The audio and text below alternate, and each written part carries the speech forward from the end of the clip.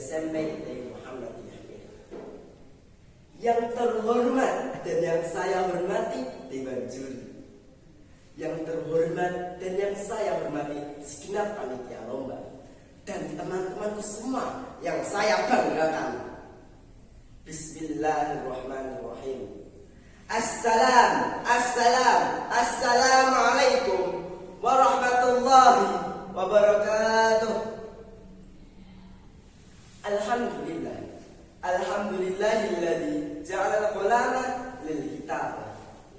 Al-kitabatu lil qira'ah, al-qira'atu lil ma'rifah, al-ma'rifatu lil ibadah, al-ibadah lillahi ta'ala. Ashhadu an la ilaha illallah wa ashhadu anna Muhammadan 'abduhu wa rasuluh la nabiyya wa la rasulah ba'dah. Pertama-tama dan yang paling utama, marilah kita panjatkan puja dan puji syukur kita kehadirat Allah Subhanahu wa taala yang telah melimpahkan kepada kita nikmat-nikmatnya. Nikmat sempat, nikmat sehat, nikmat hidayah inayah, dan nikmat yang paling besar ialah nikmat iman dan nikmat Islam. Sholawat bertangkaikan salam semoga tetap tercurah limpahkan kepada junjungan kita Nabi Agung, Nabi Allah, Nabi Muhammad sallallahu alaihi wasallam, yang mana yang telah memperjuangkan agama Islam kita tercinta, dari Islam yang terasingkan hingga Islam yang terkenal.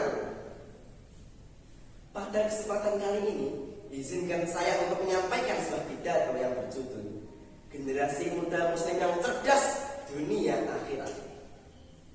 Ma'asyiral muslimin rahimakumullah. Menjadi seorang muslim yang cerdas, yang kecerdasan dalam artian yang terpuji, merupakan perkara yang tidak pernah luput dalam ajaran Islam yang sempurna yang dibawa oleh Rasul kita. Siapa? Beliaulah proklamator yang tak pernah naik motor, yang merangkul bukan memukul. Beliau baginda Rasulullah sallallahu alaihi wasallam.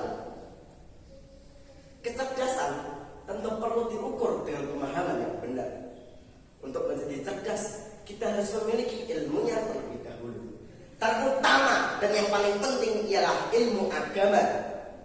Dan kita harus comeback to Islam, kembali menjadikan Islam sebagai pedoman hidup kita. Marilah kita tengok kisah terkenal, kisah Ashabul Kahfi, Cave of the Seven Sleepers. Itulah nama situs yang bersejarah di Yordania yang menjadi saksi mata atas 7 pemuda dan bersama anjingnya untuk menjaga akidahnya dari kezaliman penguasa pada zamannya. Terukir dalam surat Al-Kahfi ayat 13. A'udzu billahi minasyaitonir rajim. Bismillahirrahmanirrahim. Nahnu naqussu 'alaika, kami ceritakan kepada Muhammad, naba'ahum bil haqq, kisah-kisah mereka dengan sebenar-benarnya. Innahum, sesungguhnya mereka, fityatun amanu bi rabbihim, pemuda-pemuda yang beriman kepada Rabb mereka. Wajidnahum huda, dan kami tambahkan kepada mereka petunjuk. Dalam kisah pemuda teladan di atas bisa kita ambil bahwa masing-masing pemuda itu hebat bukan karena cerdas semata, melainkan mereka mempunyai idealisme iman. Dan kita tahu iman ialah tasdiqun bil qalbi, membenarkan dengan hati, wa iqrarun bil lisani, mengucapkan dengan lisan, wa amalun bil arkan, melakukan dengan perbuatan. Karena itu adalah kunci dari kehebatan diri. Hadirin dan hadirat yang dirahmati Allah Subhanahu wa taala, sangat disayangkan banyak dari kalangan pemuda saat ini yang tidak lagi berpedoman kepada agama. Bahkan pengetahuan mereka tentang agama begitu sedikit.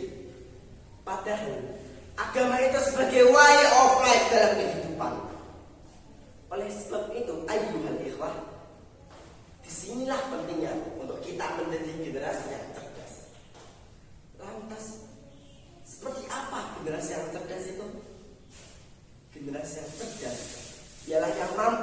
membedakan baik dan buruknya sesuatu, yang bukan hanya sekedar pintar, tetapi juga bijak dalam mengaplikasikan ilmunya dengan tepat. Ada beberapa jalan yang harus kita tempuh untuk mewujudkannya.